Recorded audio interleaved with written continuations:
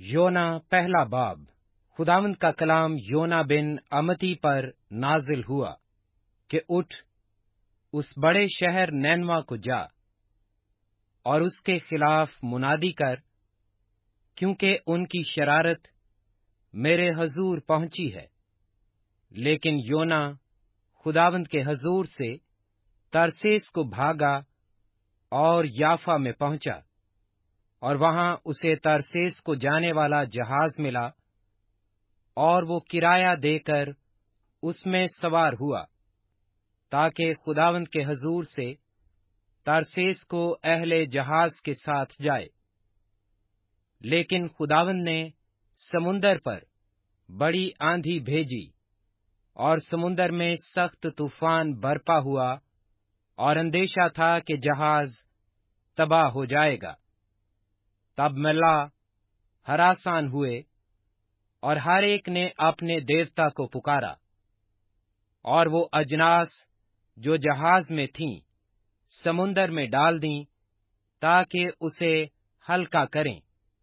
लेकिन योना जहाज के अंदर पड़ा सो रहा था। तब नाखुदा उसके पास जाकर कहने लगा, तू क्यों पड़ा सो रहा है? उठ, अपने माबूद को पुकार, शायद वो हमको याद करे और हम हलाक ना हों। और उन्होंने आपस में कहा, आओ हम कुर्रा डालकर देखें कि ये आफत हम पर किसके सबब से आई। चुनाचे उन्होंने कुर्रा डाला, और योना का नाम निकला। तब उन्होंने उससे कहा, तू हमको बता कि ये आफत हम पर किसके सबब से आई है। तेरा क्या पेशा है, और तू कहाँ से आया है? तेरा वतन कहाँ है, और तू किस कौम का है? उसने उनसे कहा, मैं इब्रानी हूं, और खुदावंद आसमान के खुदा बहरो बर के खालिक से डरता हूं। तब वो खौफजदा होकर उससे कहने लगे, तूने ये क्या किया?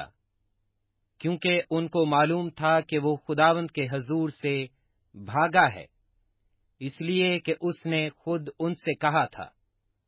तब उन्होंने उससे पूछा, हम तुझसे क्या करें कि समुंदर हमारे लिए साकन हो जाए? क्योंकि समुंदर ज्यादा तूफानी होता जाता था। तब उसने उनसे कहा, मुझको उठाकर समुंदर में फेंक दो, तो तुम्हारे लिए समुंदर साकिन हो जाएगा, क्योंकि मैं जानता हूं कि ये बड़ा तूफान तुम पर मेरे ही सबब से आया है। तो भी मलाहों ने डांड चलाने में बड़ी मेहनत की कि किनारा पर पहुंचें, लेकिन ना पहुंच सके, क्योंकि समुंदर उनके खिलाफ और भी ज्यादा मुजजन होता जाता था। तब उन्होंने खुदावंद के हजूर गिड़गिड़ा कर कहा, ऐ खुदावंद, हम तेरी मिन्नत करते हैं कि हम इस आदमी की जान के सबब से हलाक ना हों, और तू खूने नाहक को हमारी गर्दन पर ना डाले, क्योंकि ऐ खुदावंद, तूने जो चाहा सो किया। और उन्होंने योना को उठाकर समुंदर में फेंक दिया, और समुंदर का तलातुम मौकूफ हो गया। तब वो खुदावंद से बहुत डर गए, और उन्होंने उसके हुजूर कुर्बानी गुजरानी और नजरें मानी। लेकिन खुदावंद ने एक बड़ी मछली मुकर्रर कर रखी थी कि योना को निगल जाए, और योना 3 दिन रात मछली के पेट में रहा। योना दूसरा बाब। तब योना ने मछली के पेट में खुदावंद अपने खुदा से ये दुआ की, मैंने अपनी मुसीबत में खुदावंद से दुआ की, और उसने मेरी सुनी। मैंने पाताल की तह से दुहाई दी, तूने मेरी फरियाद सुनी। तूने मुझे गहरे समुंदर की तह में फेंक दिया, और सैलाब ने मुझे घेर लिया। तेरी सब मौजें और लहरें मुझ पर से गुजर गईं, और मैं समझा कि तेरे हजूर से दूर हो गया हूं। لیکن میں پھر تیری مقدس ہیکل کو دیکھوں گا۔ سیلاب نے میری جان کا محاصرہ کیا، سمندر میری چاروں طرف تھا، بحری نبات میرے سر پر لپٹ گئی، میں پہاڑوں کی تہہ تک غرق ہو گیا، زمین کے اڑبنگے ہمیشہ کے لیے مجھ پر بند ہو گئے۔ تو بھی اے خداوند میرے خدا، تو نے میری جان پاتال سے بچائی۔ جب میرا دل بےتاب ہوا تو میں نے خداوند کو یاد کیا، اور میری دعا مقدس ہیکل میں تیرے حضور پہنچی۔ جو لوگ جھوٹے معبودوں کو مانتے ہیں وہ شفقت سے محروم ہو جاتے ہیں۔ میں حمد کرتا ہوا تیرے حضور قربانی گزرانوں گا، میں اپنی نظریں ادا کروں گا، نجات خداوند کی طرف سے ہے۔ اور خداوند نے مچھلی کو حکم دیا، اور اس نے یونا کو خشکی پر اگل دیا۔ یونا تیسرا باب۔ اور خداوند کا کلام دوسری بار یونا پر نازل ہوا کہ اٹھ، اس بڑے شہر نینوا کو جا، اور وہاں اس بات کی منادی کر جس کا میں تجھے حکم دیتا ہوں۔ تب یونا خداوند کے کلام کے مطابق اٹھ کر نینوا کو گیا، اور نینوا بہت بڑا شہر تھا، اس کی مسافت 3 دن کی راہ تھی۔ اور یونا شہر میں داخل ہوا اور 1 دن کی راہ چلا۔ اس نے منادی کی اور کہا، 40 روز کے بعد نینوا برباد کیا جائے گا۔ تب نینوا کے باشندوں نے خداوند پر ایمان لا کر روزہ کی منادی کی، اور ادنا و اعلیٰ سب نے ٹاٹ اوڑھا۔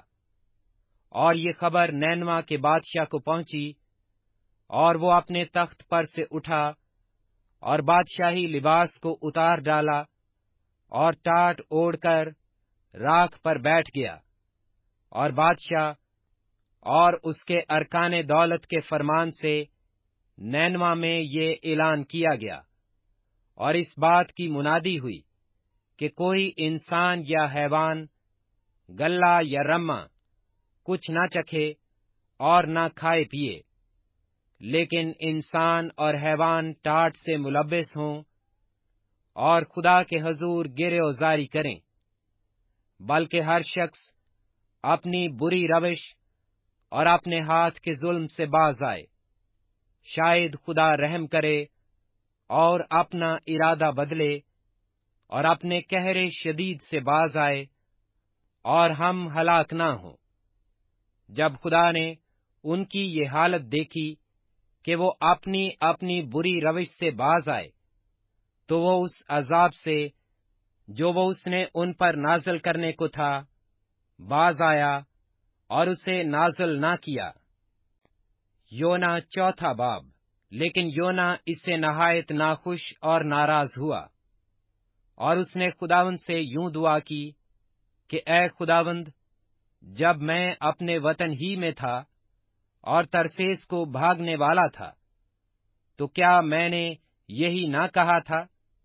میں جانتا تھا کہ تو رحیم و کریم خدا ہے، جو قہر کرنے میں دھیما اور شفقت میں غنی ہے، اور عذاب نازل کرنے سے باز رہتا ہے۔ اب اے خداوند، میں تیری منت کرتا ہوں کہ میری جان لے لے، کیونکہ میرے اس جینے سے مر جانا بہتر ہے۔ تب خداوند نے فرمایا کہ کیا تو ایسا ناراض ہے؟ اور یونا شہر سے باہر مشرق کی طرف جا بیٹھا، اور وہاں اپنے لیے ایک چھپر بنا کر اس کے سایہ میں بیٹھ رہا کہ دیکھے شہر کا کیا حال ہوتا ہے۔ تب خداوند خدا نے کدو کی بیل اگائی اور اسے یونا کے اوپر پھیلایا کہ اس کے سر پر سایہ ہو اور وہ تکلیف سے بچے، اور یونا اس بیل کے سبب سے نہایت خوش ہوا۔ لیکن دوسرے دن صبح کے وقت خدا نے ایک کیڑا بھیجا جس نے اس بیل کو کاٹ ڈالا اور وہ سوکھ گئی۔ اور جب آفتاب بلند ہوا تو خدا نے مشرق سے لو چلائی، اور آفتاب کی گرمی نے یونا کے سر میں اثر کیا، اور وہ بےتاب ہو گیا اور موت کا آرزومند ہو کر کہنے لگا کہ میرے اس جینے سے مر جانا بہتر ہے۔ اور خدا نے یونا سے فرمایا کہ تو اس بیل کے سبب سے ایسا ناراض ہے؟ اس نے کہا، میں یہاں تک ناراض ہوں کہ مر جانا چاہتا ہوں۔